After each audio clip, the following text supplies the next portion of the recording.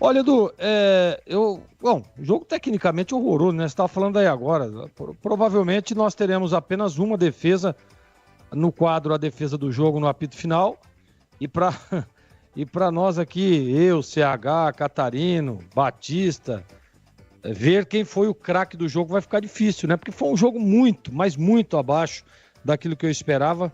As duas equipes muito precavidas, né? Aquele negócio, o Batista falou isso agora no finalzinho, né?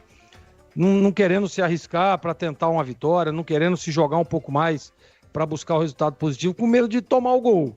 E acontece muito isso, viu, Edu, ouvintes, no início de temporada. Porque, por exemplo, o Guarani já estreou, vem de uma vitória e o jogo é fora de casa.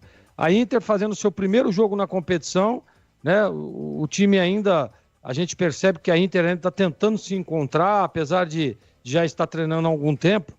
Mas treinamento, jogos amistosos, é diferente, né, Edu? Quando uma bola rola valendo mesmo, com arbitragem, né, valendo 3 pontos, a história é diferente. Então eu percebi isso hoje, não gostei do jogo. Jogo muito devagar, né, muito cauteloso. Você vê que arriscando muito pouco. O Gabriel Mesquita praticamente que assistiu o jogo, o goleiro do Guarani. E o goleiro da Inter a mesma coisa, fazendo apenas aquela defesa lá no chute do Matheus Regis.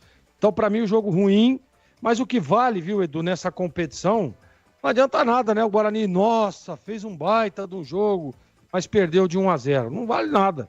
O que vale é o resultado, e para mim, realmente, concordo lá com o Gustavo Rosolém, que me mandou uma mensagem agora, que foi um bom resultado.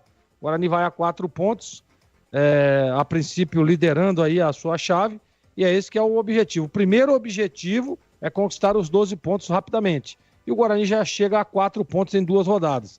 Então, Edu, se você consegue fazer a lição de casa, e agora o Guarani tem um compromisso duro na próxima rodada, tá bom demais. Conquistou uma boa vitória, conquistou um empate fora de casa, apesar de não apresentar um bom futebol. Mas vou repetir, o que vale para esse início é pontuar.